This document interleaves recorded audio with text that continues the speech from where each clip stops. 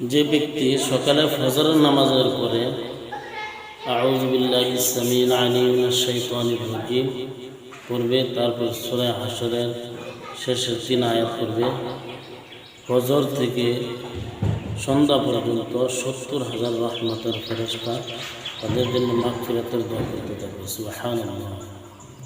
সূরা হাশরটি হলো বিসমিল্লাহির রহমানির রহিম ওয়াল্লাহুল্লাযী লা ইলাহা ইল্লা হু আলিমুল গায়বি ওয়াশ শাহাদাতি হুয়ার রহমানুর রহিম ওয়াল্লাহুল্লাযী লা ইলাহা ইল্লা হু আল মালিকুল কুদ্দুসুস সালামুল মুমিনুল মুহাইমিনুল আজিজুল জব্বারুল মুতাকাব্বির সুবহানাল্লাহি আম্মা ইউশরিকুন ওয়াল্লাহুল খালিকুল বারিউল মুসাওবিরু লাহুল আসমাউল হুসনা ইউসাব্বিহু লাহু মা ফিস সামাওয়াতি ওয়াল আরদ ওয়া হুয়াল আজিজুল হাকীম।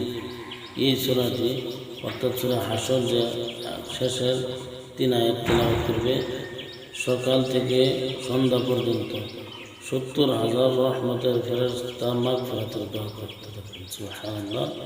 ভিডিওটি প্রত্যেকে লাইক কমেন্ট করবেন, সওয়াবের নিয়তে অপর ভাইকে শেয়ার করে দিবেন, চ্যানেলটি সাবস্ক্রাইব করবেন।